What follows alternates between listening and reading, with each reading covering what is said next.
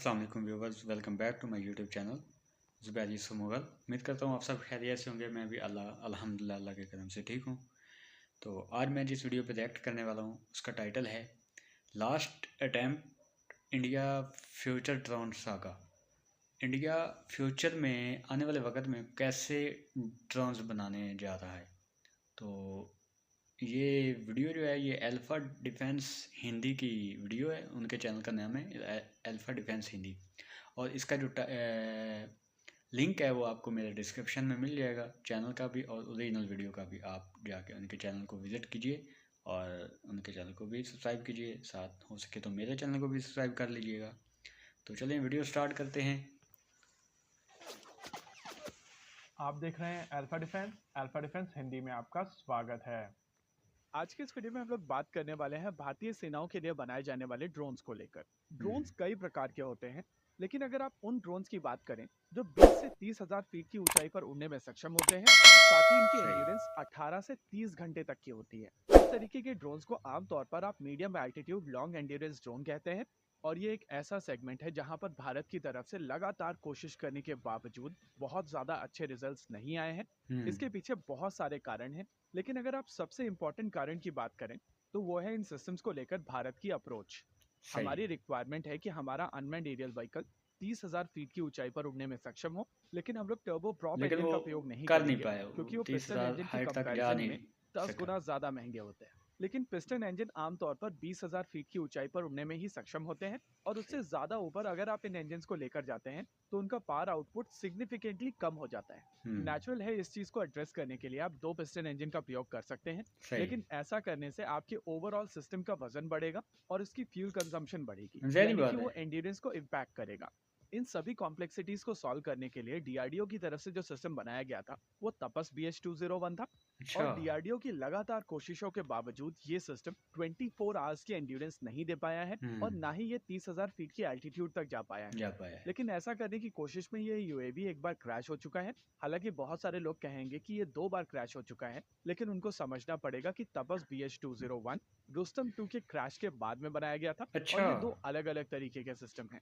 सही। तपस के क्रैश के बाद में कहा जा सकता है कि एडीई के एरो क्लस्टर के ऊपर एक तरीके से बंद होने की तलवार लटक रही है, और ओके। उनकी तरफ से जो प्रपोजल्स दिए गए थे जहां पर वो रियलिस्टिक स्पेसिफिकेशन के हिसाब से रियलिस्टिक डिजाइन को प्रेजेंट करने वाले थे, जैसे कि आर्चर एनजी, हेल टीपी, इन सभी प्रोग्राम्स को होल्ड पर डाल दिया गया है। और जब सही। तक एडीई इन एग्जिस्टिंग ड्रोन्स को इंडियन आर्म फोर्सेस के रिक्वायरमेंट के हिसाब से मॉडिफाई नहीं कर देता है, तब तक कोई और चीज शुरू नहीं की नहीं की जाएगी। जा सकती। और इसी वजह से तपस और बेसलाइन आर्चर ड्रोन एक डिजाइन चेंज एक्सरसाइज में जाने वाले हैं।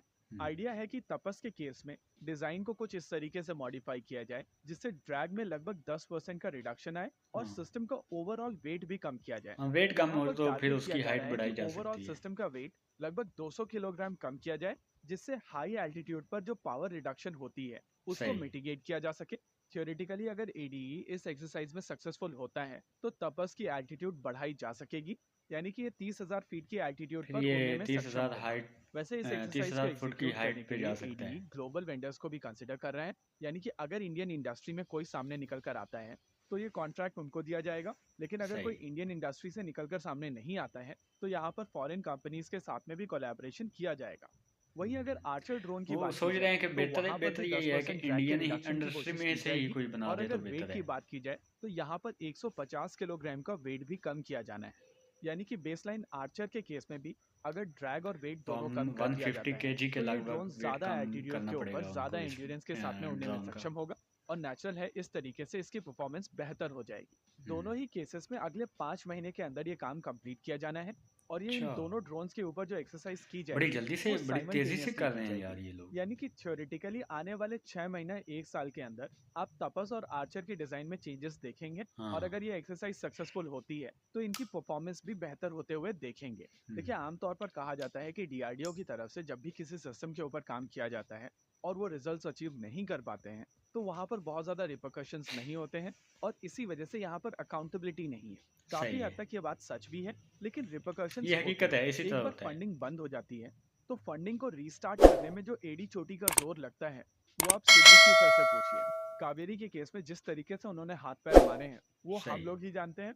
एनीवेज, सही है गलत है जो है वो है।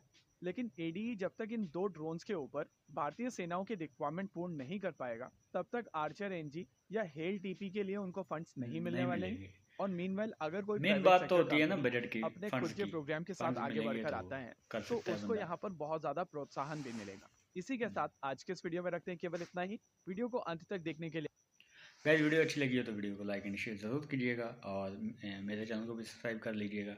तो फिर से बता रहा हूँ कि इस वीडियो का और इनके चैनल का जो लिंक है वो आपको मेरे डिस्क्रिप्शन में मिल जाएगा। आप जाकर ज़रूर विज़िट कीजिए इनके चैनल को और सब्सक्राइब कीजिए और आगे वीडियो को शेयर कीजिए। Thank you. स्लो।